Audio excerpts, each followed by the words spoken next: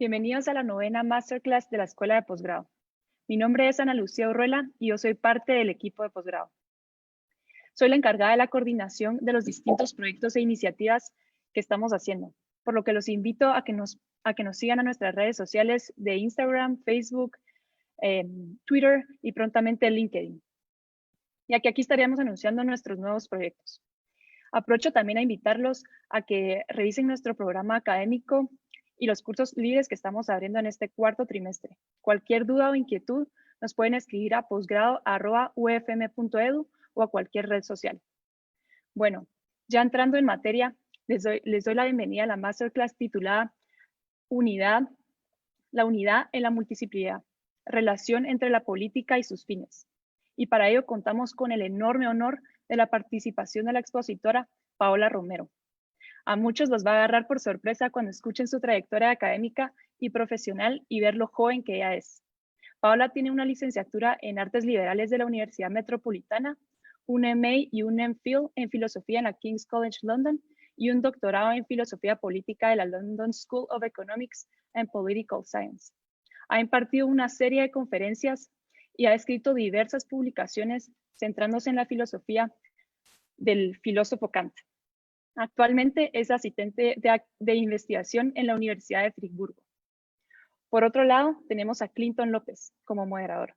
Clinton es licenciado en Economía con una especialización en Finanzas de la Universidad Francisco Marroquín, de donde también tiene una maestría y un doctorado en Economía.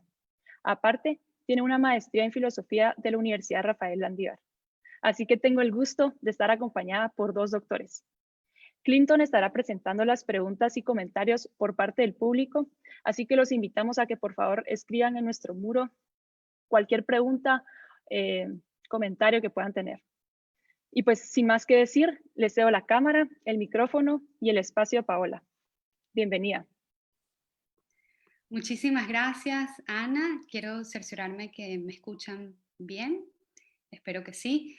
Lo primero es agradecer enormemente a todo el equipo de la Universidad Francisco Marroquí, en especial a mi colega y amigo Jesús María Alvarado, director de posgrado de la Universidad Francisco Marroquí y además paisano venezolano. También quiero agradecer, como ya lo hice, a Ana Urruela, quien ha hecho un trabajo maravilloso, no solo a nivel técnico, pero también a nivel académico, a todo el equipo técnico y, por supuesto, a Clinton Roberto López, quien el día de hoy me va a acompañar a discutir un poco las ideas y también va a fungir como moderador de las preguntas del público. En esta masterclass quiero discutir unas ideas que me interesan y que me han preocupado por mucho tiempo. Y por eso quiero comentar una idea en particular. Esta es la idea de entender a la política con relación a sus fines. En la tradición de la teoría política encontramos una fuerte tendencia a a defender una postura según la cual, para garantizar la unidad política, para garantizar la unidad de la sociedad dentro de un cuerpo político, y a esto solemos referirnos como el Estado, esta unidad tiene que tener un fin predeterminado, una unidad cuya existencia, cuyo valor y cuyo objetivo va a estar definido en términos de sus fines, pero además es un fin que tiene que estar claramente avalado y conocido por todos sus integrantes. Esta aproximación al Estado como un cuerpo político definido por sus fines opera con una serie de premisas fundamentales, premisas que van a determinar la manera en que definimos el rol del Estado y de manera más importante, la manera en que vamos a definir los límites de la libertad individual.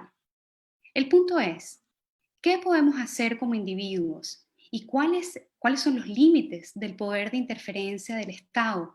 Por ejemplo, si el cuerpo político define su fin como el bien común o el bienestar de la mayoría o el fin de la justicia social o la equidad. De entrada encontramos al menos 4 consecuencias que se derivan de esta manera de pensar la política. Implica que las relaciones humanas, cuando se encuentran bajo un poder político, deben desarrollarse dentro de los límites de una unidad idealmente armónica y bien cohesionada. Una segunda consecuencia es que el fin que se respalda colectivamente tiene valor. Tiene valor y no podría disputarse que el bien común, la justicia o la equidad son ciertamente cuestiones de valor. Una de las premisas, y este es el tercer punto, que evoca una teoría de la política como fines, es la idea según la cual para vivir juntos debemos sacrificar un poco de nuestra libertad. Y esto me lleva a la última consecuencia, que es que este sacrificio está, digamos, es necesario para garantizar precisamente la unidad de este cuerpo político. Lo que quiero mostrar es que esta idea de una unidad con respecto al fin es una manera de pensar la política, pero ciertamente no es la única. Sin embargo, ha sido la manera más tradicional de entenderla y sobre todo a través de un artificio o de una idea que es el contrato social. Las personas, seres con igualdad, se encuentran para crear este contrato, otorgar su consenso y decir, ok, yo doy algo para recibir algo a cambio. Y ese algo que vamos a recibir a cambio es a lo que me refiero a los fines de la política. Y ese algo que solemos dar para recibir ese fin a cambio suelen ser restricciones en nuestra libertad individual. Pero para dar cuenta de esta manera de pensar, lo que voy a hacer es intentar desmontar o descolocar lo que yo llamo la pregunta hobbesiana. Lo llamo de esta manera, la pregunta hobbesiana, porque está inspirada en el pensamiento del filósofo inglés del siglo XVII, Thomas Hobbes. Y la pregunta hobbesiana, al menos en mi versión, dice lo siguiente. ¿Son de tal magnitud y de gravedad las amenazas a la unidad política que es necesario un solo fin? O dicho de otra manera, el problema que Hobbes ve y el que le preocupa es dejar abierta la posibilidad de una multiplicidad de fines que necesariamente van a chocar con la idea misma del Estado como una unidad política. Y lo que Hobbes predice, y es lo que más le preocupa, es que este choque va a llevar inevitablemente a la descomposición y progresiva disolución del cuerpo político. Esto fue lo que Hobbes vio en la Inglaterra de su tiempo. Yo creo que Hobbes es uno de los primeros sociólogos y científicos políticos porque vio su realidad, la analizó y derivó unas conclusiones importantes. Y él lo que al ver este riesgo de caos, de la multiplicidad de fines, nos ofrece una teoría política de corte absolutista como la que encontramos en su libro El Leviatán. Entonces, al cuestionar la pregunta hobbesiana, estamos cuestionando la idea misma del cuerpo político, que vive y se mantiene gracias a su unidad. Y es precisamente eso lo que quiero hacer en esta masterclass. Mi propósito entonces es que nos deslindemos de esta manera de pensar, que nos quitemos los lentes que nos hemos acostumbrado a ponernos, porque la tradición nos los ha colocado, de ver a la política en términos de fines y de verla también en términos como un contrato que nos implica asumir fines predeterminados como fines propios. Mi intención es entonces reformular esta idea tradicional y preguntarnos si estos fines, como el bienestar, la justicia o la seguridad hobbesiana, y voy a hablar un poco más de esto después, son necesarios para mantener esa unidad. Bueno, tengo que admitir, quiero ir un poco más lejos que esto. Quiero ir un poco más lejos que simplemente preguntarme si podría llegar a haber unidad aún permitiendo la multiplicidad de fines. Esa sería una alternativa. Pero quiero ir más lejos y preguntarme, ¿cuál es este anhelo de unidad? ¿Por qué? ¿Y por qué la mayoría de las corrientes políticas apelan a él y le han otorgado tanto valor? Y digo la mayoría de las corrientes políticas porque ciertamente el liberalismo político tiene una relación complicada con este tema, porque por un lado el liberalismo le da un valor a la unidad, lo vemos en Hobbes, y Hobbes es un filósofo liberal, pero por otro lado también le da mucho valor a la libertad individual. Creo que aquí hay una tensión perenne y posiblemente irresoluble. Anticipo que no voy a ofrecer respuestas últimas a estas preguntas, pero sí creo que ganamos algo al cuestionar y al cambiar la dirección de esta pregunta tradicional, de la pregunta jovesiana que voy a repetir una vez más. ¿Son de tal magnitud y gravedad las amenazas a la unidad política que es necesario un solo fin? Y la pregunta que alternativamente quiero proponer hoy es la siguiente. ¿Puede cohabitar una pluralidad de fines políticos sin el marco de la unidad última o ulterior?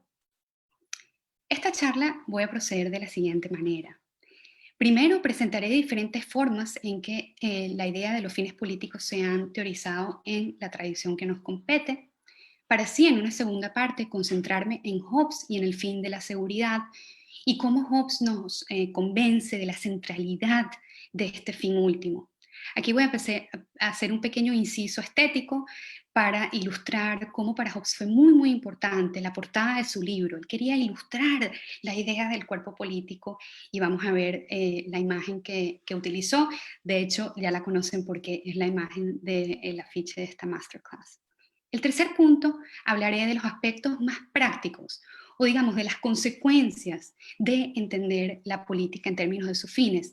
Y en este sentido voy a ofrecer una crítica al rol del Estado, porque ciertamente se ha pensado al Estado como el agente ideal o al menos el agente más eficiente para alcanzar estos fines. Voy a ilustrar este punto refiriéndome a Rousseau y ofreciendo un ejemplo del COVID y me van a perdonar que utilice el ejemplo, pero creo que viene muy, muy al caso.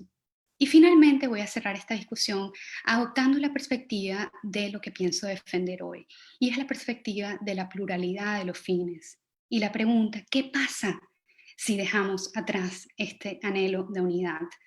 Y lo que creo que pasa es que tenemos que asumir los retos de la pluralidad. Entonces, manos a la obra.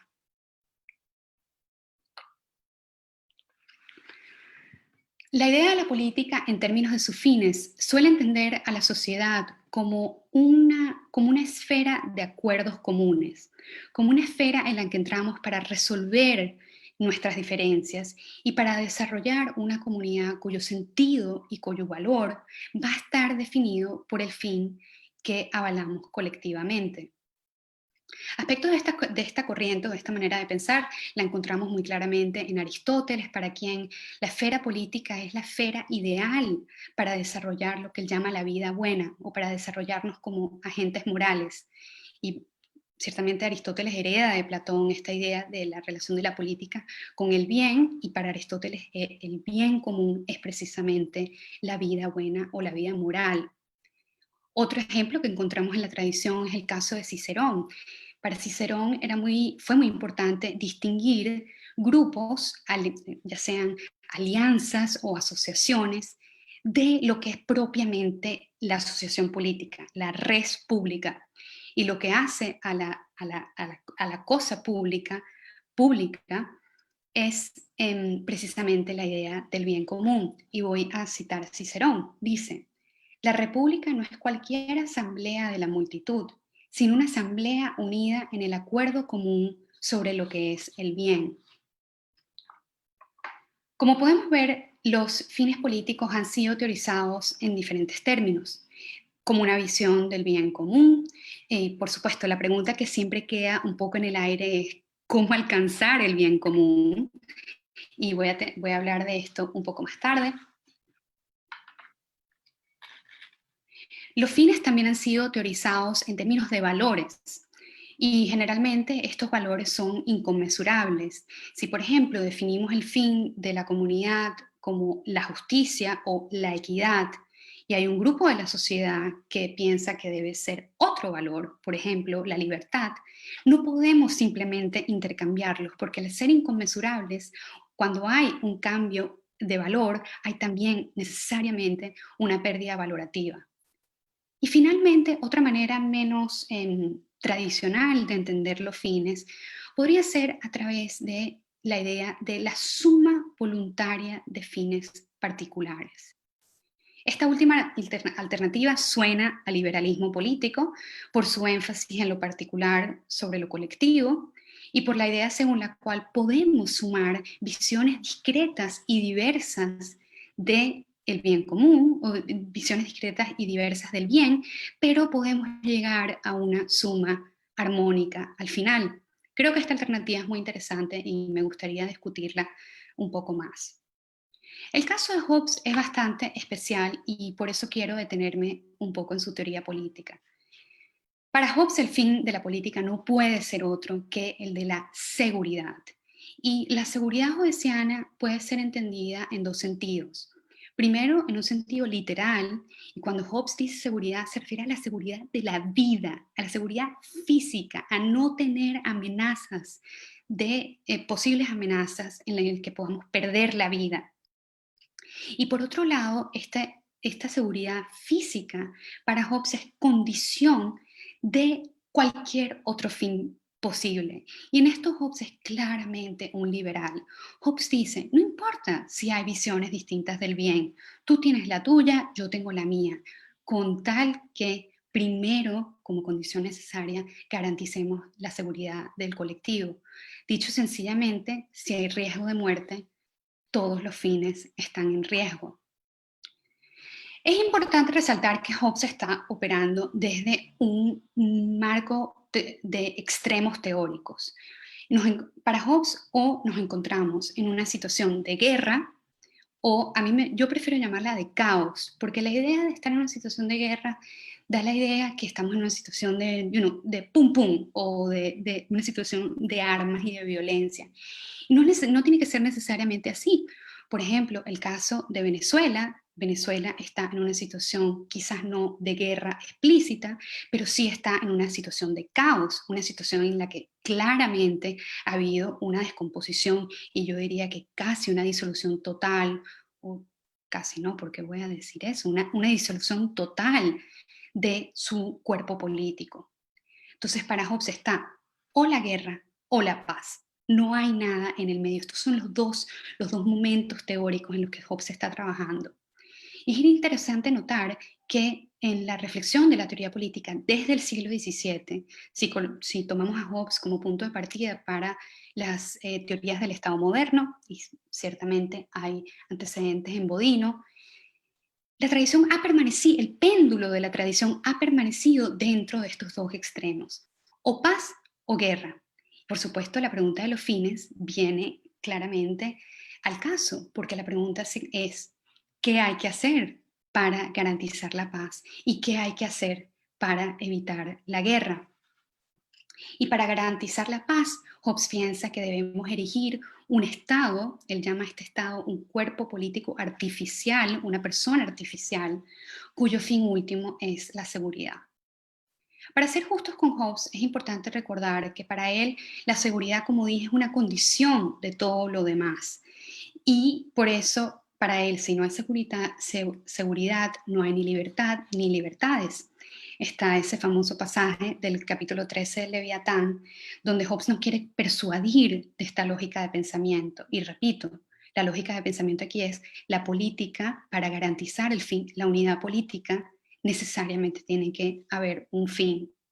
Hobbes dice, en la condición de guerra de todos contra todos, no hay lugar para la industria, pues sus frutos son inciertos, y por ello no hay lugar tampoco para el trabajo de la tierra. No hay navegación, no hay comodidades para vivir, no hay conocimiento de los mares, no hay registro del tiempo, ni arte, ni letras, ni sociedad. La vida es solitaria, pobre, desagradable, brutal y corta. Posiblemente una de las mejores frases de la filosofía política. Y ciertamente es difícil no estar de acuerdo con Hobbes, porque ha presentado el argumento de tal manera que no queda sino aceptar este fin último. Y esta creo que ha sido una enorme influencia en la manera de pensar la política. Y en este contrato en Hobbes, un contrato de protección o seguridad y obediencia, recuérdense lo que dije al inicio, nosotros damos obediencia para recibir seguridad. Es lo que lleva a Carl Schmitt a referirse ciertamente a Hobbes cuando dice, el protego ergo obligo, proteger y protección y obediencia, es el cogito ergo sum del Estado. Una teoría política que no se haga cargo sistemático de esta sentencia no será sino un fragmento inadecuado. Típica frase schmittiana. Y quiero entonces mostrar cómo Hobbes logró ilustrar esta idea del cuerpo político en unidad por la seguridad. Voy a compartir pantalla.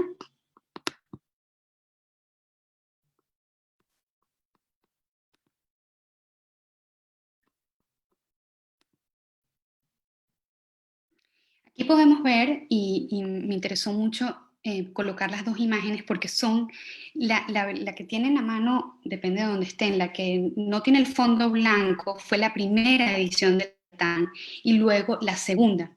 Y fíjense qué interesante cómo las imágenes pueden hablar.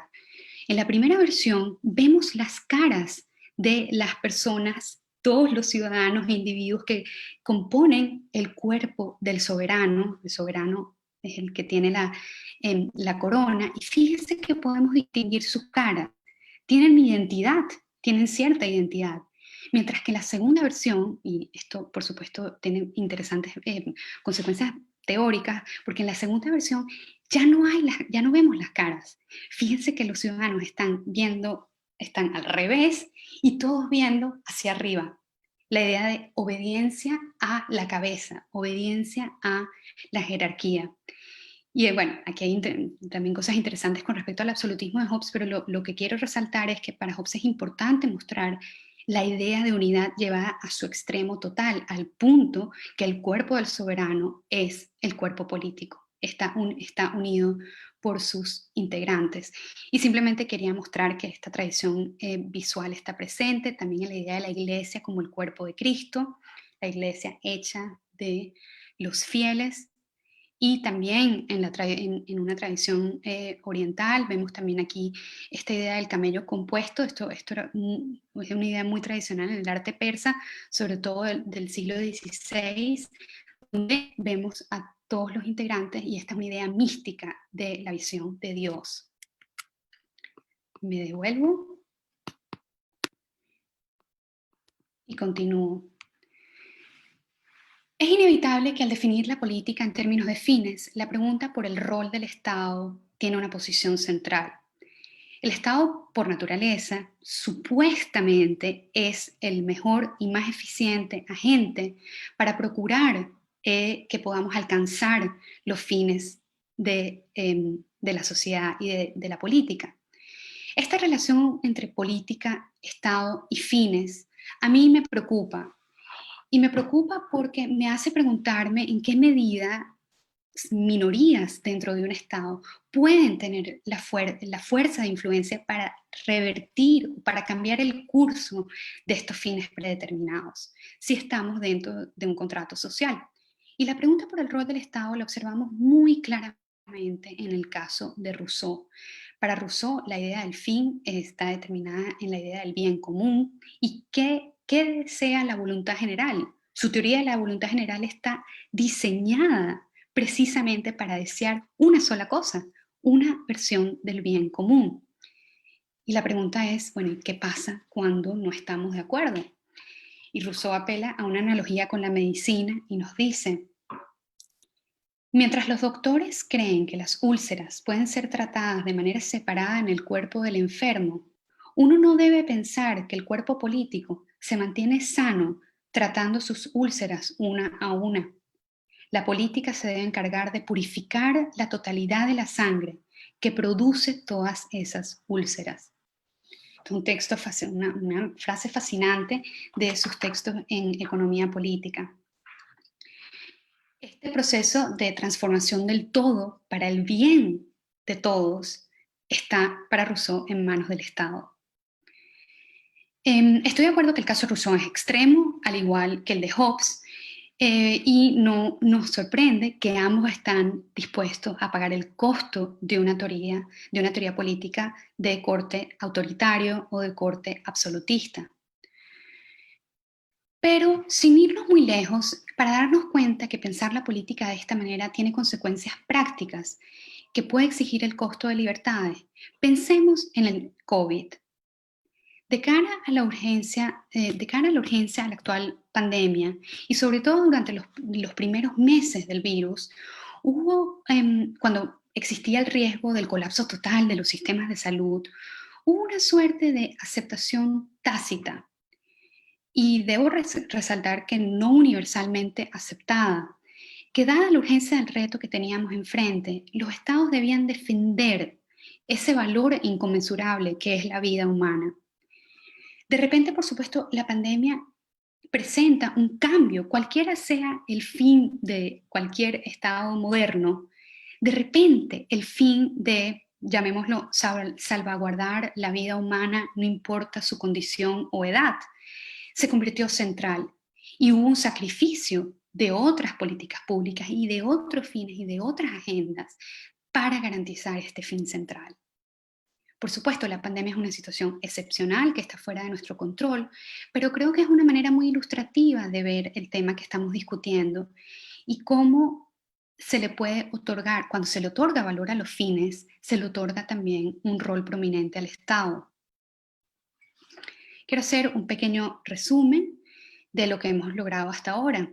Hasta ahora he intentado dar una visión general de los diversos fines y la manera en que han sido pensados en la tradición, concentrándome en la seguridad hobbesiana, para luego cuestionar el rol del Estado cuando tenemos frente a nosotros fines predeterminados. Antes de pasar a la última sección de la charla, quisiera ofrecer algunas razones por las cuales pienso que la cohesión y la unidad en la política no solo son aspectos, no son imposibles, pero son ciertamente muy difíciles de alcanzar. Y esto es lo que yo llamo el anhelo de unidad. ¿Qué hace al anhelo de unidad necesario, pero también muy difícil de lograr? La unidad política es difícil de lograr por una serie de razones. Entre ellas, el desacuerdo entre lo que deseamos y el desacuerdo sobre cómo debemos conseguirlo o lograrlo. Estas dos cuestiones juntas, por supuesto, van a generar una tensión entre el cómo lograrlo y el qué lograrlo. Y esa tensión va a ser siempre, es perenne y va a estar siempre presente. Aunado a esto, hay una razón hayekiana, y lo llamo hayekiana refiriéndome al filósofo austríaco, filósofo economista austríaco del siglo XX, Friedrich Hayek, referente al por qué la unidad política es posiblemente una quimera. Para Hayek esto tiene que ver con las limitaciones del conocimiento humano. Las limitaciones del conocimiento, no solo lo que no sabemos de lo que desean los otros, pero además las limitaciones sobre el conocimiento de lo que nosotros mismos deseamos y cuáles son nuestros propios intereses. Hayek dice, en efecto, nadie puede llegar a conocer más que una minúscula porción de la sociedad y por lo tanto, todo lo que puede ser incluido en sus motivaciones son los efectos inmediatos de sus actos en el ámbito que les es conocido. Yo creo que esta posición de humildad frente a lo que podemos saber está dirigida directamente a una crítica a la política como fines, a esta tendencia a entender a la política en términos de sus fines que hemos estado evaluando hoy. O por lo menos esa es mi interpretación de Hayek. Porque para esta teoría tenemos que necesariamente asumir que sabemos lo que los otros quieren, que sabemos que todos quieren lo mismo y que sabemos cómo alcanzarlo.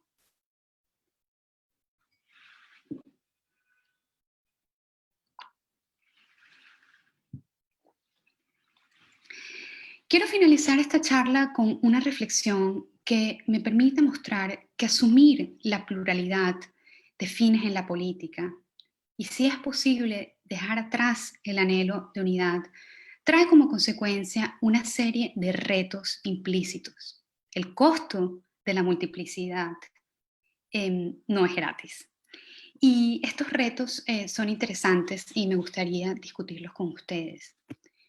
Pienso que uno de los primeros retos, y esto ya lo he como señalado a lo largo de la presentación, es el perenne choque ideológico. Pues al no haber un pacto social que defina cuál es el fin último, como vio Hobbes, queda abierta la puerta de una confrontación entre fines, sobre todo entre fines incompatibles o entre fines que estén ciertamente en tensión. Esta confrontación ideológica puede tomar un aspecto violento, un aspecto bélico, o puede pasar, como lo vemos hoy en día, yo creo que muy claramente, sobre todo en los Estados Unidos y quizás en cierta medida también en Europa, en la confrontación entre visiones de la política, sobre todo alrededor de la pregunta del valor del Estado y del valor de la nación. Y aquí viene al caso el debate entre nacionalismo y globalismo, por ejemplo. Otro reto que encontramos si aceptamos la pluralidad de fines es la atomización de las partes del cuerpo político. Esta suele ser una línea de crítica del marxismo al liberalismo, según la cual si no tenemos un fin colectivo, lo que va a preponderar van a ser los fines individuales y esto inevitablemente va a corroer a la sociedad y nos va a separar, nos va a progresivamente atomizar y posiblemente a llevar a una desintegración total, como lo predijo Hobbes, pero no por las mismas razones de corte marxista. Esto me lleva a un tercer potencial reto y es el reto del egoísmo, que está, como dije, íntimamente relacionado al reto de la atomización. Y el reto consiste en que al favorecer fines particulares, pero sobre todo fines privados, nos vamos a encontrar con agentes egoístas y no con agentes sociales. Voy a apelar a Hayek de nuevo en este punto porque Hayek tiene un estudio muy interesante titulado Individualismo verdadero o falso. Lo que Hayek intenta hacer en ese estudio es mostrar el error que se ha cometido en entender el significado de egoísmo. Primero, entenderlo necesariamente como algo malo, pero además cómo equivalerlo a que si abandonamos los fines colectivos, necesariamente la alternativa va a ser la de fines necesariamente egoístas. Y yo creo que esa manera de pensar simplemente no es correcta. O sea, no sé, el argumento lógico no sigue, pero podemos verlo.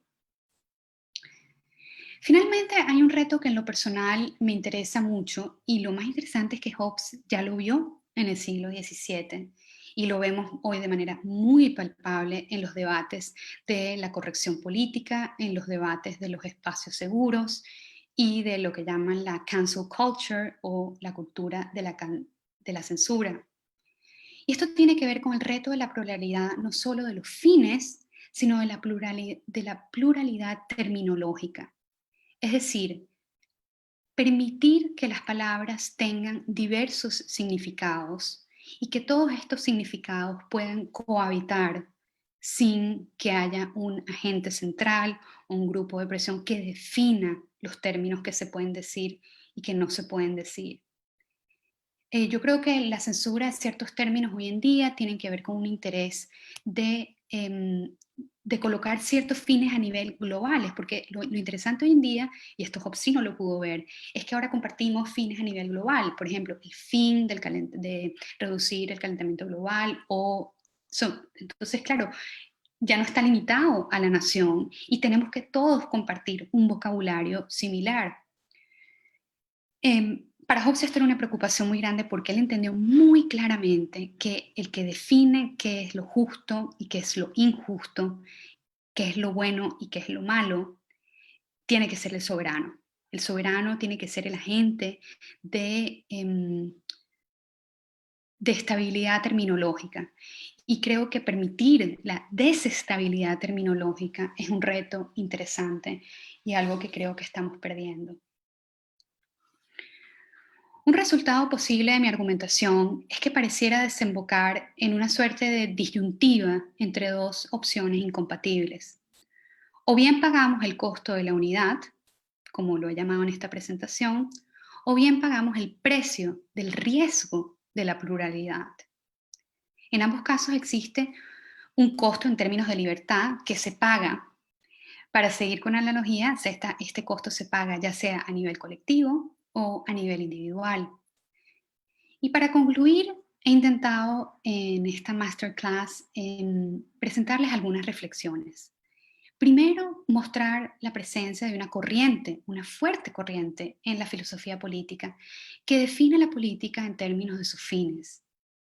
Este tipo de teoría política, paradigmáticamente representada por Hobbes y Rousseau, le ha dado un alto valor al valor de la unidad, o podríamos también llamarlo al ideal de la unidad política, y a la necesidad de que existen fines predeterminados para garantizar su cohesión, su solidez y sobre todo su permanencia en el tiempo, que es algo que también a Hobbes le preocupaba mucho.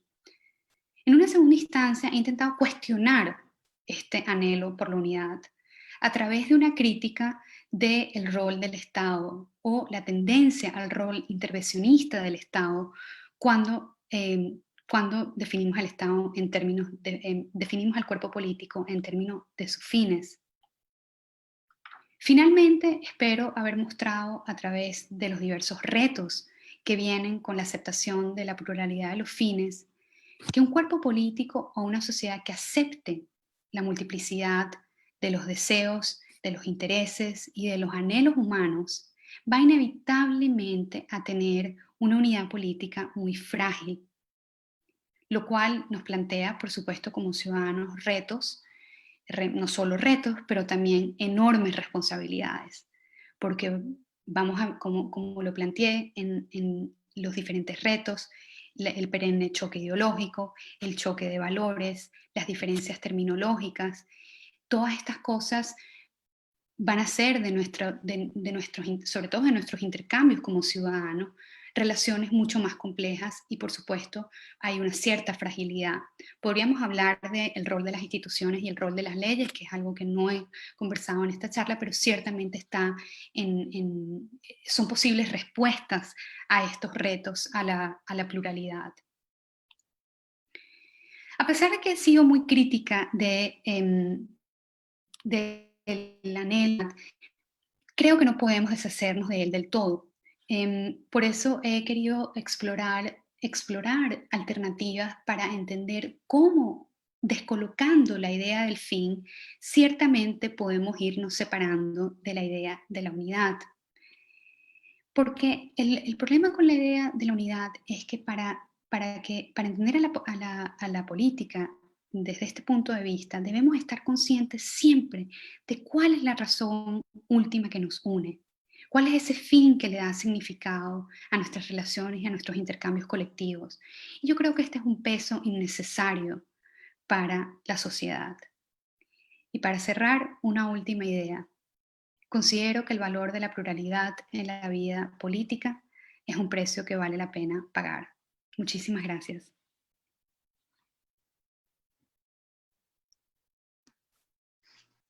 Muchas gracias, Paola. Me ha parecido muy interesante tu presentación y vamos a iniciar nuestra sesión de preguntas y respuestas. Aquí me están... Qué bueno que me escuchaste, porque el problema con Zoom es que uno en la mitad de la charla dice, ¿y qué pasa si nadie me está escuchando? Todo esto se acabó. De hecho, estuvo muy bien la conexión, prácticamente no tuviste problemas de escucha, o sea, eso quiere decir que quien haya tenido una buena conexión en estos momentos te escuchó en general. Bueno, mira, vamos a empezar, digamos, por una pregunta, y tengo varias aquí que voy a ir combinando, digamos, entre el público y algunas que te quiero hacer yo. Y vamos a empezar con la parte que hablabas tú, digamos, del tema del COVID, ¿no? Que es muy actual, como hablábamos el otro día, muy práctica, pero que tiene unas repercusiones tremendamente importantes en cómo se entiende la política hoy, cómo se ha entendido y cómo se va a entender. Y entonces hay un término que se empieza a utilizar que en los 70s, creo yo, con Michel Foucault, y que hoy se usa por todos lados, que es biopolítica. Sí. Y entonces, digamos, ¿cómo ves tú, así como hablabas un poco, digamos, que posteriormente también vamos a hablar de esto, del lenguaje, ¿no? El soberano y el contrato social, la justicia y la injusticia en función de una convención? ¿Cómo ves a Hobbes frente a el tema contemporáneo que estamos enfrentando de la biopolítica? Porque al final pareciera ser que es el fin, el self-preservation del que habla tanto Hobbes, digamos, pero ya no únicamente vinculado al cuerpo individual de una persona que debe cuidarse, sino al control de poblaciones, ¿no? O sea, control de poblaciones. La salud de una población, no solo la salud de un pueblo, sino la salud global, ¿sí? Y ¿cómo ves que encaja esto o desencaja con el Leviatán hobbesiano? Sí, me parece fascinante tu pregunta porque creo que estás tocando algo que dije y eso se me ocurrió mientras hablaba, que ya los fines políticos no están limitados a las naciones, que es la manera en que Hobbes sí pensaba de manera muy atomizada, ¿no? Cada Estado-nación haciendo su cosa, todos en una posible guerra de todos contra todos, cada uno con su fin. Algunos pueden compartir fines y ser aliados. La Unión Europea podría ser un interesante ejemplo conceptual de eso. Pero tu pregunta sobre si la salud se convierte en un fin global y el control de la población, ¿qué podría decir Hobbes de esto? Bueno, lo primero, y esto tengo que mencionar a Kant, ya llegó el momento. Todos terminamos mencionando a Kant alguna vez. Aquí me acompaña. El problema de tener un fin colectivo transnacional, por decirlo así, es la idea de la necesidad de un orden global. Para Hobbes, como lo vimos en la charla, para Hobbes el fin viene de la mano de un soberano que lo pueda, uno, determinar cuál es, y segundo, el encargado de cómo gestionarlo, de cómo lograrlo. Y si el fin es global, tiene que haber un soberano global. Y hay personas pensando en esto. Kant esto le preocupaba mucho y hay mucha gente que piensa que Kant dijo, estaba ya mirando hacia la posibilidad, por ejemplo, de una Corte Internacional de Justicia, la idea de que pueda haber un organismo que pueda tener un control sobre todo el globo. A mí personalmente me preocupa esa manera de pensar. Veo por qué ya los problemas no pueden ser algunos tratados a nivel nacional, porque los estados o no tienen los recursos o no sería la manera más eficiente de lidiar con ellos. Pero por otro lado, creo que es una idea muy no hobbesiana pensar fuera de los límites de la nación. No sé qué piensas tú. Perfecto, yo estaría de acuerdo contigo y yo estoy de acuerdo, digamos, con lo que dices de Kant. Hay un texto que es muy popular, que no lo lee todo el mundo, pero es la Carta a la Paz Perpetua, que es posterior a las tres críticas. Y en ese texto, básicamente, yo siempre lo he visto como el germen, digamos, de globalización política en términos de la ONU o lo que quieras, digamos, la Liga de las Naciones de Wilson, la ONU posterior a la Segunda Guerra Mundial, y por ahí va un poco, creo que tiene razón, pero también estoy de acuerdo contigo que creo que Hobbes no lo ve. Hobbes, digamos, en la Inglaterra de su época, sobre todo Inglaterra, no inclusive separada de Europa, y hoy en día, después del Brexit, pues bueno, sigue separada de Europa. Entonces, creo que Hobbes lo mira muy en ese contexto y no en un contexto tan global. Después tengo otra pregunta que creo que ya la hemos contestado, esta es del público. Águila Ramírez nos pregunta, ¿cómo se define el bien en el contexto de sociedad? Que creo que un poco quedó implícito en tu presentación de que en Hobbes, digamos, a partir de la convención, digamos, del contrato social y la administración del soberano. Ya entiendo la pregunta, ok. ¿Sí? Cómo, o sea, la pregunta de Ávila es cómo llegamos votamos, por ejemplo, se hacen propuestas en el ágora griega y decimos, bueno, ¿es esa la idea? Un poco, digamos, cómo se define el bien y el mal, lo justo y lo injusto, que fíjate que tiene dos dimensiones, creo, la pregunta. Una, digamos, si Hobbes habla del estado de naturaleza, pero en el estado de naturaleza pues tenemos guerra. Posteriormente hay una convención social, esta convención social nos permite hablar de justicia, bien y mal. Y entonces, digamos, podemos hacer un claim de que el bien y el mal es natural, que esa sería una dimensión, o es totalmente convencional.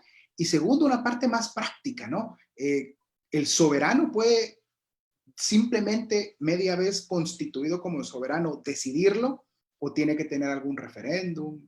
En fin, por ahí creo que va la pregunta. Sí, creo que es una pregunta interesante porque la mayoría de los filósofos, exceptuando Hobbes con el tema de la seguridad, no dejan muy claro qué es el bien común. Es decir, no hay una cuestión prescriptiva de, bueno, el bien común es esto, a menos que tú seas, por ejemplo, un utilitarista y digas, el bien común es el bien que va a favorecer a la mayoría. Ahí tienes un criterio muy claro y me imagino que la gente en Public Choice dice, bueno, si este es el criterio, estas son las políticas que tienen que estar en lugar para responder a él. El tema del convencionalismo es interesante porque cada cultura, cada país va a definir el bien a su propia manera.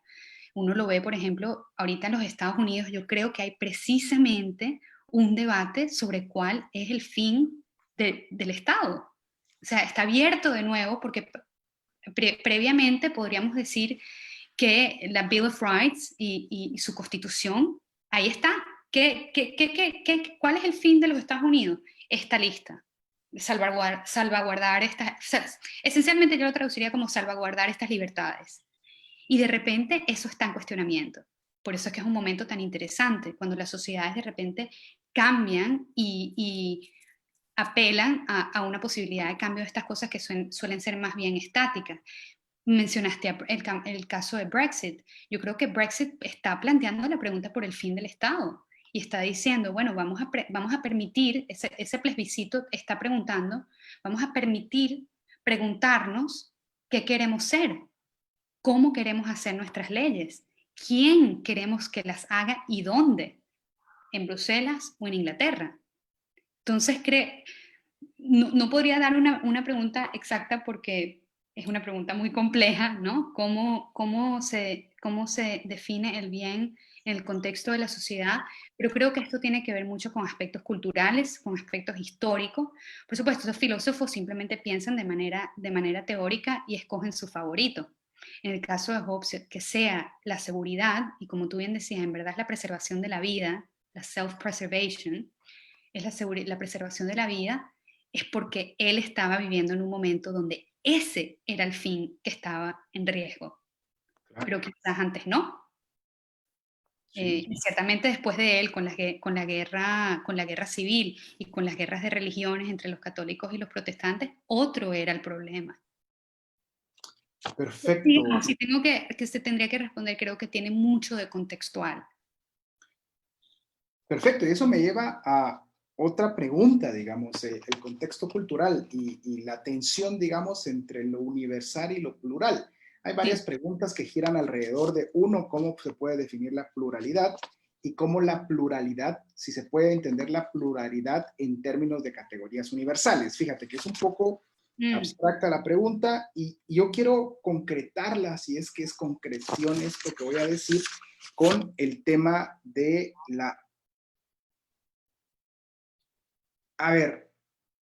de la uniformidad del lenguaje.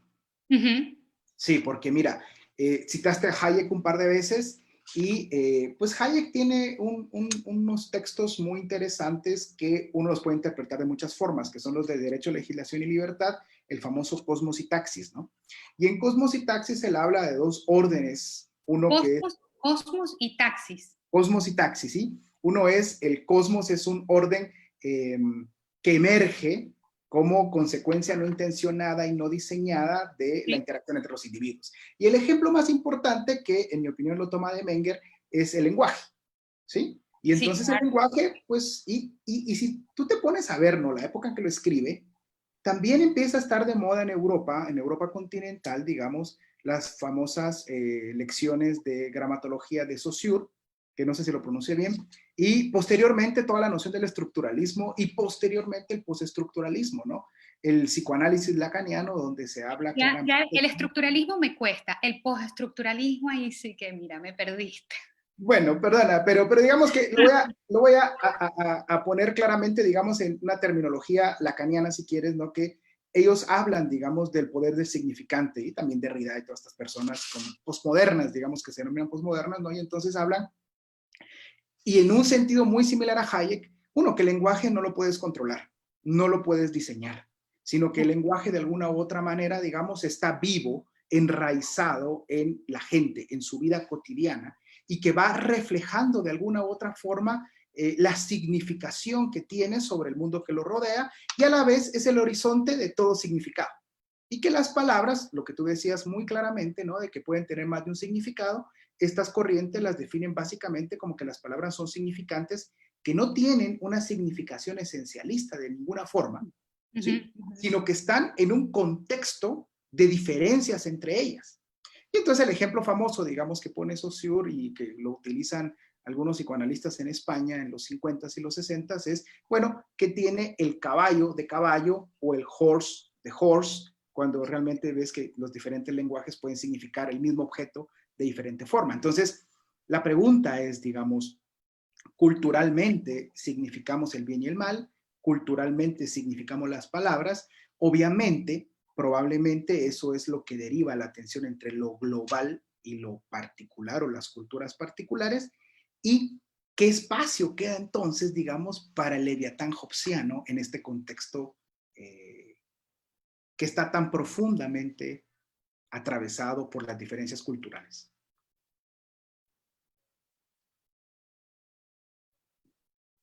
Perdón, estoy pensando. No, no te preocupes. No, es que es interesante. Voy a intentar decirlo en mis propias palabras para ver si estamos como en sintonía. Creo que Hobbes, interesantemente, Hobbes comparte con el estructuralismo, por llamarlo de alguna, o el interés por el relativismo, aquellos que piensan que el lenguaje no es esencialista. Yo creo que Hobbes estaría de acuerdo. Hobbes es un relativista, al punto extremo que permite que un individuo defina qué es el bien y qué es el mal. Por otra parte, creo que estar atentos a las diferencias culturales, a ver si algo que se me acaba de ocurrir de tu pregunta es, ¿qué pasaría si un soberano hobbesiano define ciertos términos de cierta manera, pero en el contexto cultural en que se aplican no resuenan? Imagínate que A significa B, pero en ese contexto B es A.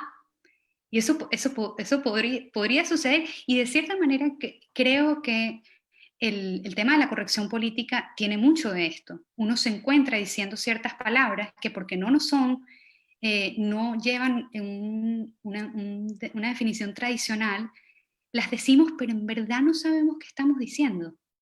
Exactamente. Y eso a mí me parece sumamente interesante, porque por un lado pienso que hay algo interesante en trabajar arbitrariamente con el lenguaje, porque el lenguaje es poder, las ideas están hechas de palabras, y hay un enorme potencial ideológico ahí, potencial político. Trabajar con él es interesante, pero si vas a obligar a que las cosas signifiquen cosas que no signifiquen para llevar adelante acciones políticas, no me parece para nada efectivo. Pero volviendo, perdón, un poco a la reflexión que me estabas planeando, me interesó mucho lo que dijiste sobre lo universal y lo plural, y la pregunta de una persona que dijo, ¿cómo se entiende la pluralidad en términos de categorías universales? Esa me parece una pregunta súper inteligente, porque quisiera que no fuese se llevasen como una consecuencia de mi charla, que la pluralidad es equivalente al relativismo. Es decir, que si aceptamos diferentes fines y la confrontación de estos fines particulares, todo es relativo. Como todo, como podemos aceptarlos todos, entonces el fin de Clinton es igual que el mío, y no hay una diferencia. Estas cosas siguen siendo de valor, no son meramente opiniones. Cuando alguien está comprometido con que su fin sea la reducción del calentamiento global, y tengo amigos que son así, para ellos eso no es un fin cualquiera, es un fin de valor, y es una creencia también, es algo de un sumo valor. Cuando entra en confrontación, no es simplemente una discusión de opiniones, es más que eso. Quiere decir que el pluralismo de fines mantiene algo del universalismo, o mantiene algo de categorías universales, si entiendo la pregunta de la persona correctamente. Para resumir, el hecho de que aceptemos una pluralidad de valores no significa que nos hemos deslindado de concepciones universales del bien, para nada. Okay. Lo que pasa es que esas concepciones universales del bien van a confrontarse con concepciones igualmente universales para aquellos que las tienen. Si queremos hablar de esto como en términos metaéticos, si tú me preguntas, Paola, ¿cómo lo ves? Bueno, yo soy una realista, yo creo que los valores existen, yo creo que la dignidad humana existe, no es relativa al tiempo y al espacio, ni a las culturas, ni a los contextos culturales, pero no por ello niego que pueden haber otras nociones de dignidad distintas a la kantiana, por ejemplo. Por ejemplo, digamos, en el tema de Hobbes, digamos, tú decías que a Hobbes se le acusa, digamos, moralmente de relativista, ¿no? Porque sí, de una u otra forma establece como las pasiones humanas, pues bueno, las pasiones humanas, ¿no? Y las pasiones humanas son diversas, ¿no? Pero de alguna u otra forma siempre deja el esquema del self-preservation como fin último, digamos. O sea, es decir, hay una categoría universal dentro de las cuales pueden convivir muchísimos fines particulares, digamos así. Y esa sería para mí, digamos, la forma en que lo veo, y según te entiendo, creo que estarías de acuerdo, ¿no? Es decir, siempre hay unas nociones universales que van particulares que van dentro de una universal, que en el caso hobbesiano sería el self-preservation. ¿Sabes que no estoy tan segura de esto? Ok. Porque pienso que en Hobbes hay una idea súper importante que es lo que él llama el felicious way of life, o como la idea de felicidad. Sí. Todos tenemos una idea de lo que es ser feliz. Y es ese el valor. Y por eso es que queremos vivir. Yo no creo que vivir, o sea, la self-preservation sea el valor. El valor último es poder ser felices. Y Hobbes dice, y sea usted feliz como quiera. Eso es problema suyo. A ver, digamos... Pero te dice, para llegar allá tienes que vivir, porque la vida es la condición que te va a... O sea, estar vivo es la condición sine qua non para... Dígame. Creo que te entiendo, porque... Y aquí lo vinculo con otras preguntas y con algo que se me está ocurriendo conforme vas contestando, porque por ahí preguntaba la señora Martínez de Alvarado sobre el tema, digamos, de el conflicto que representa de alguna forma la modernidad filosófica, y tú que eres estudiosa de Kant lo vas a entender muy bien, el tema, digamos, de que hasta la época medieval, digamos, tanto Tomás de Aquino y de los cuales Hobbes toma algunos elementos, digamos, la noción de naturaleza, ¿no? Y que la noción de naturaleza vinculada a una noción teológica nos daba una forma de vivir, pero que la modernidad de alguna u otra forma, sobre todo en Kant, o culminada en Kant, rompe totalmente o en buena medida con eso, y la razón nos debe, que sería nuestra naturaleza en comillas, digamos, sobreponernos a los condicionamientos naturales, ¿sí? Y posteriormente tenemos el desarrollo de todas las ciencias físicas, si quieres, en Newton, y que cambia la respuesta, y contemporáneas, y empieza a haber, digamos, una noción de mecánica también en el mundo, ¿no? Entonces... bueno, Hobbes es un filósofo mecánico, sí. Totalmente. Entonces, la condición para la vida buena, digamos, es estar vivo, obviamente. Y después hay en Hobbes alguna idea, digamos, de que tenemos unos elementos que son la competencia, la vanidad y la desconfianza, que nos llevan a la disociación del cuerpo político, pero a la vez hay algunas cuestiones que están vinculadas a self-preservation que me llevan a la asociación del cuerpo político, que es el miedo a la muerte. Sí. Y aquí viene lo que tú decías, ¿no? O sea, decir, estar vivo no es suficiente porque hay algo más, que son los valores. Y en esos valores entiendo que habla de el deseo al confort a través de la industria pacífica. Absolutamente. Ahora, fíjate, eso pareciera ser... Y el deseo a vivir en paz, que es importantísimo. Sí. Yo lo ponía como la industria pacífica, digamos, aprovechar los frutos de tu propia industria porque vives en paz. A comer, a no comer, como, a vivir, a disfrutar. Sí. No lo ves como muy inglés. Sí. Como British way of life. Y aquí se pondría de nuevo, digamos, de manifiesto eso que tú decías, que él está hablando mucho de su contexto inglés, british, de su tradición cultural, y si lo ponemos ahí un poco en contraposición, digamos, es lo que Nietzsche, unos siglos después, digamos, va a denominar como la decadencia de Occidente en el hombre cómodo, digamos, el último hombre, ¿no? Que es el que únicamente quiere tener una vida cómoda, sin riesgos. Y fíjate, Hobbes lo pone como, esto es la finalidad, ¿sí? Y Nietzsche, 3 siglos después, en Alemania, obviamente, pues fuera del British War, como la decadencia de Occidente y del propio cristianismo. Y aquí cierro la pregunta. ¿Qué papel ha jugado la Iglesia y las religiones y su decadencia aparente en el desorden o la pluralidad política que tenemos hoy en día en relación a lo que miraba Hobbes? Para Hobbes también el poder pastoral debería estar en el soberano.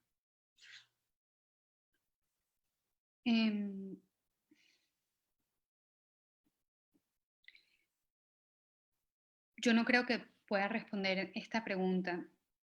Porque... Realmente creo que no tiene respuesta, sino comentarla un poco, tal vez. Sí, no, por supuesto, porque el rol de la Iglesia me agarró un poco desprevenida, en el sentido que es como, a ver si lo entiendo, creo que más que el rol de la Iglesia, una de las razones que posiblemente han como coartado o han sido amenazas a la unidad o a ese commodious way of living que te referías, es la pérdida de fe.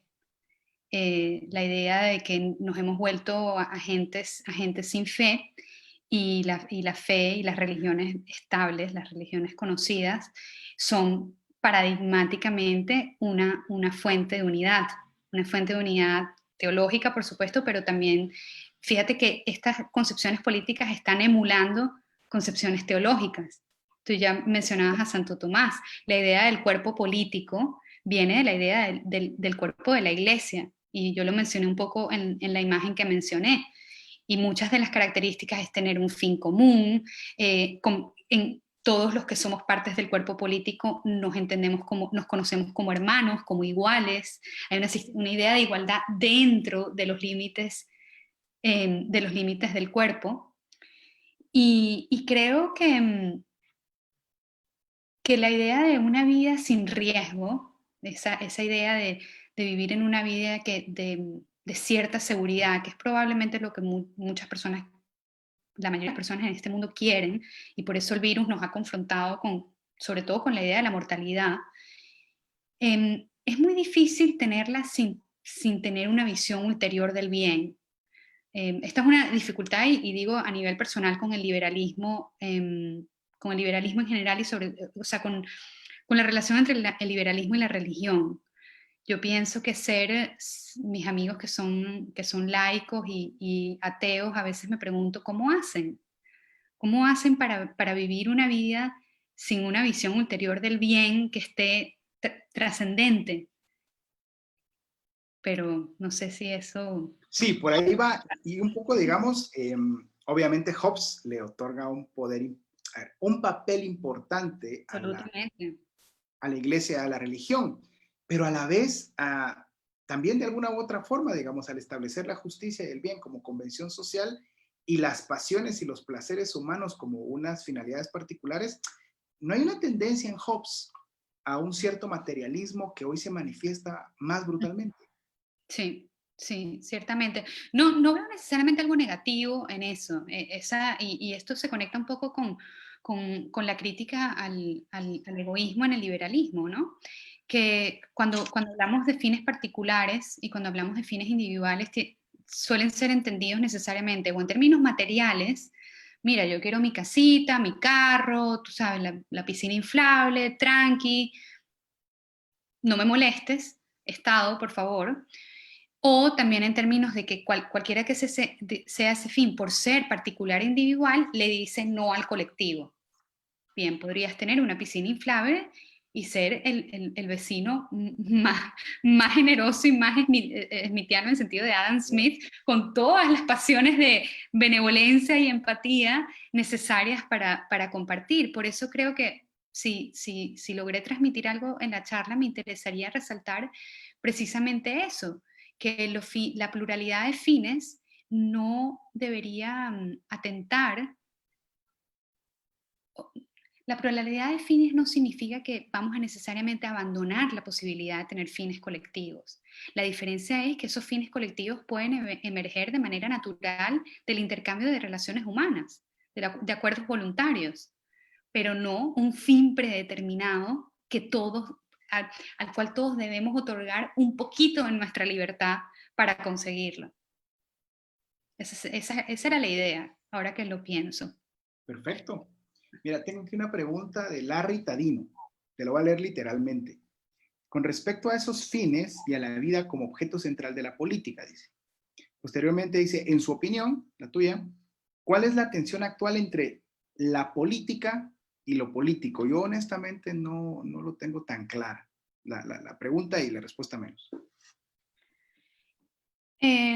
Claro, sería buenísimo poder hablar con Larry, ¿no? Para ver de dónde viene. Pero esto es una distinción de la que se habla mucho, la diferencia entre la política y lo político. Una manera de entenderlo podría ser que la política es el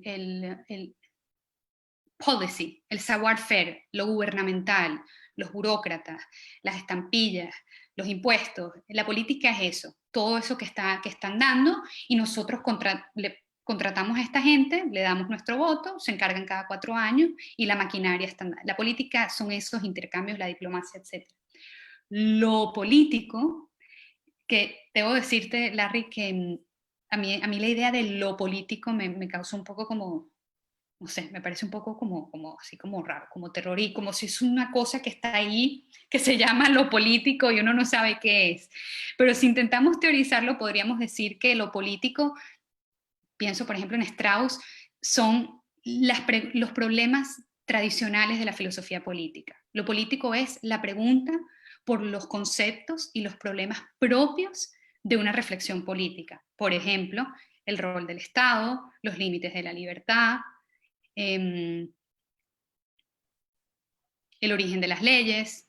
Esa podría ser, no sé si se te ocurre otra, Clinton, no sé qué se te viene a la cabeza, pero esa podría ser una distinción. Le recomiendo a Larry, a ti, a todas las personas que nos están escuchando, que en términos de esta pregunta, a mí me ha ayudado mucho un libro que me recomendó mi papá, que se llama Visión y Política, de Sheldon Walling, un clásico. En ese libro, él trata este tema de la política y lo político, y muestra, por ejemplo, que hay una tendencia en cierta tradición política, sobre todo en Platón, a ver lo político como algo sucio, algo terrenal, algo que es lo que hacen los políticos, esa cosa que hacen allá en Westminster. Mientras que la política, y fíjate que aquí es precisamente al revés de lo que estaba hablando antes, el valor está en la política, en las preguntas por el bien, mientras que lo político es simplemente el arte práctico. Digamos que si hacemos una distinción histórica, digamos que la política sería a partir de Maquiavelo. Claro. Más o menos, ¿no? Tengo otra pregunta aquí de Lorena Gutiérrez, que también te la voy a leer tal cual, que me parece interesante. ¿Cuál es el rol de las instituciones en preservar esa noción de unidad? Hablando de la unidad del cuerpo político. Y después continúa, deben representar al Estado debe representar el Estado los diferentes intereses del contrato social. Y yo creo que aquí lo está hablando, digamos, en términos de que como hay diferentes facciones, todos tratan de llegar al Estado con una noción de voluntad de poder, de imposición al otro, digamos. Y si te das cuenta, creo que aquí podemos vincularlo con la noción de cuál es el rol del Estado. ¿Servir a los intereses de algún grupo o debería de ser una cuestión neutra en general, digamos, que permita que todos los intereses plurales se manifiesten con una subyacencia básica?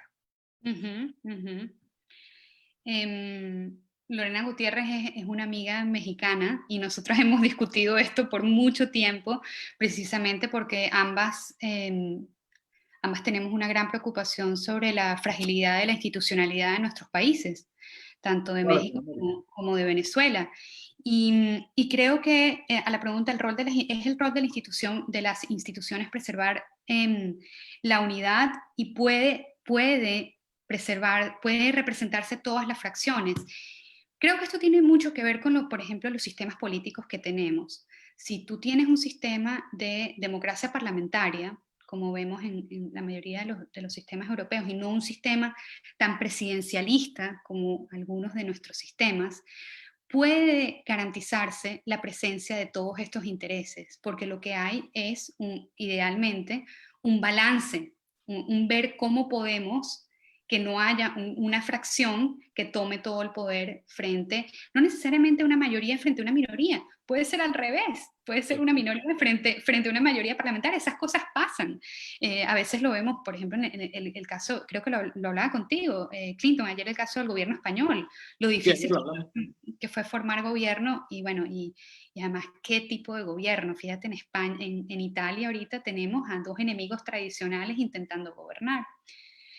Pero las instituciones y las leyes, y no en vano todos estos filósofos ofrecieron una reflexión sobre esto, es la salida objetiva a el problema del choque de contenidos. Es decir, si tenemos diferentes visiones del bien, podemos tener una ley que, por ser formal, logre avalar un entendimiento o una armonía entre ellas. Y fíjate que tú hablabas de, puede haber algo básico por encima de estos intereses plurales. Creo que utilizaste la palabra básico, o algo subyacentes, digamos. Subyacente, esa fue tu palabra, exacto. Y me hiciste pensar, por ejemplo, en Kelsen. Bueno, tú seguro conoces esto mejor que yo, y Alvarado sabría más de esto, pero... Alvarado seguro. Alvarado seguro. Su preocupación por la ley, es decir, tenemos que permitir la diversidad, pero tiene que haber un fundamento básico, lo que él llama la ley básica, es decir, un principio universal, por ejemplo. El principio de la libertad y de la igualdad, el principio de todos somos iguales, o todos tenemos derecho a perseguir nuestra visión del bien. Y a partir de ahí, siendo ese el principio de la institución, luego se puede dar la confrontación política. Pero ciertamente en los sistemas presidencialistas es mucho más difícil que haya esta constante confrontación de ideas a la que se refería Lorena. Fíjate qué interesante lo que acabas de decir, porque me lleva también, digamos, para que podamos discutir civilizadamente, tenemos que compartir algo. Correcto. Es decir, hay un punto mínimo que tenemos que compartir para poder discutir y formar gobierno, por ejemplo, digamos.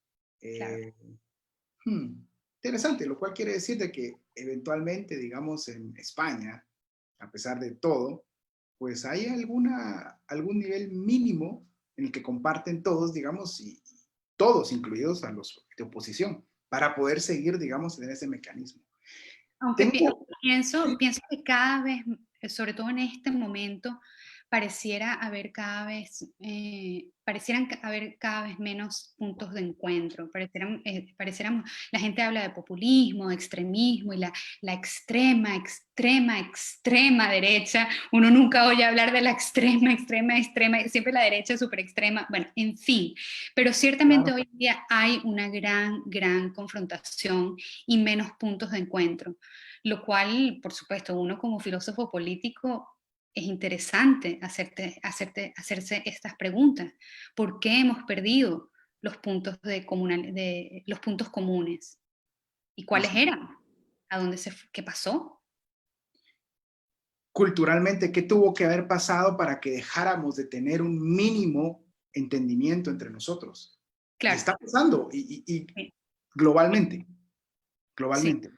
Mira, tengo aquí una pregunta del profesor Alvarado.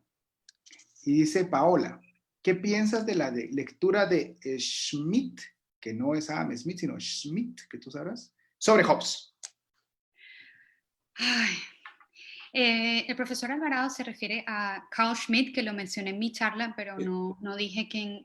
Carl Schmitt es un jurista, es un filósofo de la ley del siglo XX alemán, lastimosamente conocido por su más que simpatías por el nazismo, lo cual por supuesto condeno, pero no por ello su pensamiento ha sido sumamente influente, de muchísima influencia en la teoría política.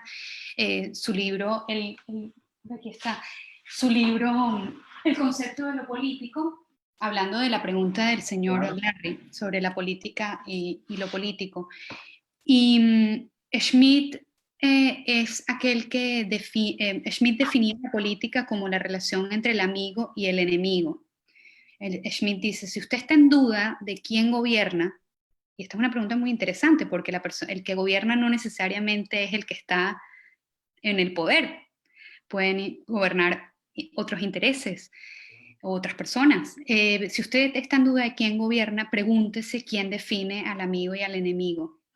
Y a la pregunta del profesor Alvarado, para Schmitt, Hobbes es muy, muy importante, precisamente porque Hobbes entiende la pregunta del amigo y el enemigo en la pregunta por la guerra y la paz.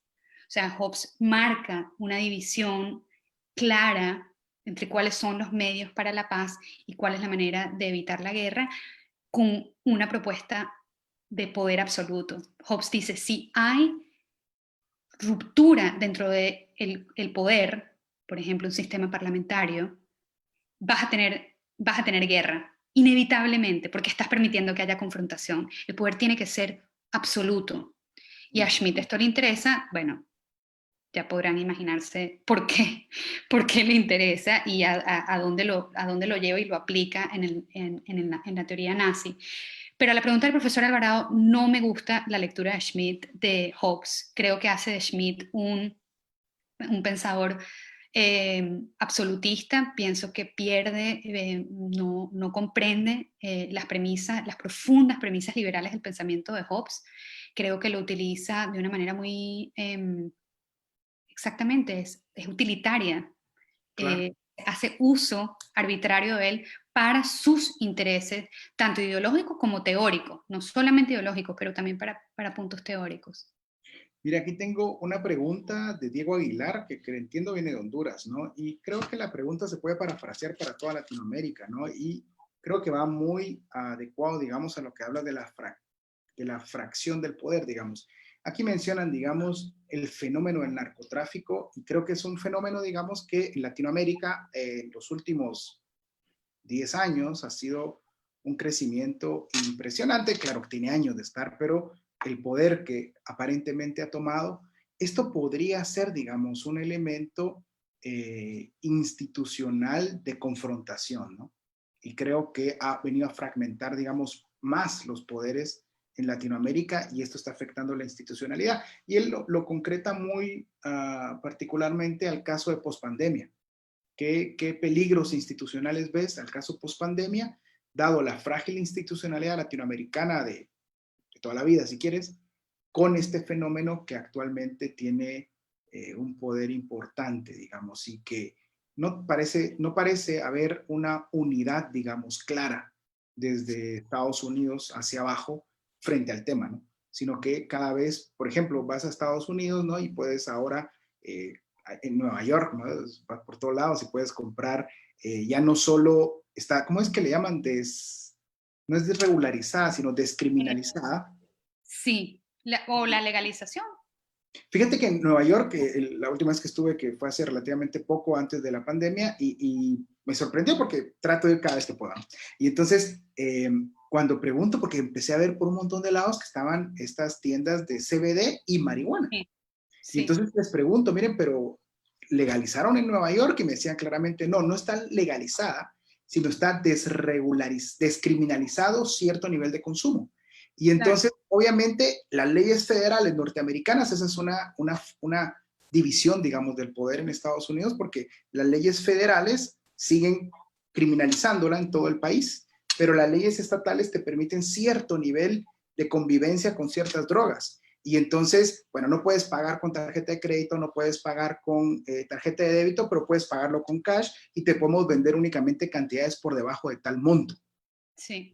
En fin, entonces, imagínate si eso en Estados Unidos, que más o menos parece que está proliferando, pero en Latinoamérica hay una prohibición total, pero la institucionalidad es débil, los estados tampoco la persiguen. Entonces, lo que hablabas tú de que cuando queremos significar palabras a la fuerza, es como querer emitir leyes que se enforcen por sí solos sin enforzarlas. Totalmente. Un voluntarismo político que decreto Bueno, las palabras no hacen las acciones ni concretan las voluntades. Pero para la pregunta de Diego Aguilar sobre el narcotráfico, esto conecta de manera muy, muy bonita con lo que estábamos hablando de Schmitt antes. Yo dije que para Schmitt dice, si usted está en duda de quién gobierna, pregúntese quién define el amigo y el enemigo. Y yo creo que en nuestros países, y el caso de Venezuela, que como un país narcotraficante también es un ejemplo, el gobierno no está necesariamente sentado en la silla de la soberanía institucional, sino que puede estar en otros focos, como es el caso, por ejemplo, del cartel de los soles en Venezuela, o no sé cuál es el ejemplo que el señor Aguilar tiene en mente, pero estos grupos, que son grupos con muchísimo poder, tienen una influencia política enorme, porque como sabemos pueden, y conectando con lo de la pandemia, puede ser el caso que hay en ciertas zonas, estas mafias gobiernan, y gobiernan bien, gobiernan de manera eficiente, llevan el pan, facilitan vivienda, y tú dices, bueno, si está fungiendo el rol del gobierno y además lo está fungiendo de manera eficiente, ¿por qué no? Y pienso aquí, por ejemplo, en San Agustín tiene una frase fascinante donde él dice que ¿qué diferencia a un gobierno de un grupo de piratas? De un grupo de piratas, no, de una banda de criminales. Mira, si roban a los malos y se los dan a los buenos, distribuyen y cumplen todas las funciones, ¿cómo distingues? Y creo que en el caso de la pandemia, si estos grupos o estas influencias podrían llevar a cabo una protección de bienestar o de salud al menos mínima, es muy preocupante que los estados no puedan tener el control total de eso. De hecho, tu pregunta me lleva, digamos, y creo que con esto vamos a ir cerrando ya, que se nos va acabando el tiempo y creo que ya no tenemos ninguna pregunta por contestar del público. A ver, hay un autor que se llama Murray Rothbard, no sé si lo conoces, norteamericano, y Rothbard tiene un texto, ¿no? Él es anarcocapitalista, digámoslo así, ¿no? Y Rothbard tiene un texto que habla sobre el origen del Estado y explícitamente dice esto, ¿no? De que los estados de alguna u otra forma se constituyeron como grupos mafiosos que vendían extorsión. Y entonces yo te vendo protección de mí mismo y del resto de personas. Y yo creo que en Latinoamérica, digamos, ese que tú has dicho parece funcionar, por lo menos aparece, ¿no? Como que funciona en muchas partes, ¿no? El caso de Colombia creo que fue la gente cómo defendía, digamos, a los grupos de narcotraficantes organizados. Y yo creo que es una reflexión para los propios estados, ¿no? Para los propios estados, ¿no? Que el papel de seguridad no lo están cumpliendo, ¿no? Cuando hay grupos que lo pueden cumplir mejor y que hay más adscripción de la gente hacia ellos. También creo que va vinculado un poco a la noción del profesor de Fukuyama, se me va el nombre, el norteamericano, bueno, se me olvidó el nombre, perdona. En fin, sí, no, Huntington, perdona, se me fue el nombre por un momento, y él tiene unos textos, ¿no? Cuando habla sobre Latinoamérica, donde específicamente dice, bueno, el problema con el liberalismo, digamos, en Latinoamérica, es que en los 70s y finales de los 70 y principios de los 80, cuando llega esta ola de reducción del Estado, Thatcher, Reagan, es cierto, en Estados Unidos y en Inglaterra el gobierno había crecido mucho, pero en Latinoamérica ni siquiera tenía el poder de cobrarles impuestos a todos. Entra el momento de la reducción y entonces el Estado es incapaz de poner orden. Y él lo enfoca mucho, parecido a Rothbard, al tema de que no es capaz ni siquiera de cobrar impuestos. Yo como liberal tengo mis opiniones sobre los impuestos, pero siendo de Venezuela, siento que el hecho de que en Venezuela no pagamos impuestos, yo no recuerdo en mi casa estar preocupados por los impuestos porque país petrolero, a quién le importa, o sea, el dinero sale de los árboles, y me parece que ha hecho mucho daño. Precisamente el no saber que hay un contrato, como yo decía al inicio de la charla, un contrato donde uno da y recibe, hay un problema en pensar que se recibe sin dar, que la distribución de la riqueza es regalada, y también hay un problema en pensar que tener una ciudadanía que no da, que no retribuyen. Aunque yo sé que en la charla critiqué esta visión del contrato social, pero por otro lado mi experiencia me ha hecho ver también las dificultades que se presentan cuando vivimos en gobiernos donde no está claro cuál es el contrato, no está claro cuáles son las partes y qué es lo que se espera. Y ciertamente en una situación tan caótica como la nuestra y la de muchos países latinoamericanos, uno podría pensar un poco como Hobbes, por ser una situación tan extrema, que el mejor pacto que podríamos tener es el de seguridad y obediencia. Empezar por ahí. Es muy interesante lo que dices, porque digamos hay una noción complicada de pensar que si la justicia es gratuita, o sea, es decir, no tengo que sacrificar absolutamente nada porque haya un régimen de justicia, de ahí rápido puedes dar el salto a que me tiene que proveer todo el bienestar, digamos, hasta, no sé, cualquier tipo, ¿no? Veo tu punto. Yo también tengo mis problemas con los impuestos y creo que mientras menos impuestos haya es mejor, pero tiene que haber algo, ¿no? Para asegurar, digamos, el régimen de justicia, ¿no? El régimen de justicia, porque si no también uno puede dar esos saltos que probablemente serán muy fáciles en Venezuela por lo que dices de la institución petrolera que representaban, que ahora creo que ni petróleo refinan, ¿verdad? Bueno, Paola, yo creo que hemos llegado a nuestro fin. En ese tono optimista. ¿Por qué? No. Sí, pensando en los países petroleros. Ah, bueno, sí. Guatemala no tiene petróleo. Pero me gustó, me encantó esta discusión. Se me fue el tiempo, no sé a dónde se fue el tiempo, la disfruté muchísimo. De verdad que Yo sí. también. Gracias. Te lo agradezco mucho y agradecemos los dos a Ana Lucía. Y Por favor, Ana. No. De verdad es de parte de toda la escuela de posgrado y creo que de todos los participantes puedo decirles que fue una excelente exposición, una excelente moderación, realmente un lujo y un honor tenerlos con nosotros en la escuela de posgrado. Quiero agradecerles de corazón por haber aceptado esta invitación, por ser parte de la escuela de posgrado, porque los consideramos ya como parte de la escuela. Quiero agradecerles a todos los participantes por sus comentarios, por sus preguntas excelentes. Quiero agradecerle también a todo el equipo de posgrado, a nuestro asistente técnico, a todo el equipo de audiovisuales, que sin ellos no hubiéramos podido haber hecho esto. Quiero agradecerle también a Jesús María Alvarado, al director de la escuela de posgrado, por promover esta iniciativa de Masterclass.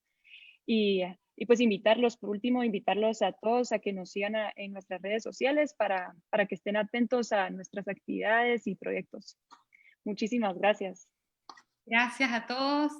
Síganlos en Instagram, en Facebook, en Twitter. En Twitter y prontamente en LinkedIn. Perfecto. Muy bien. Ahí estaremos. Muchas gracias, Paola. Muchas gracias, Ana Lucía. Gracias a todos. Nos vemos. Hasta luego.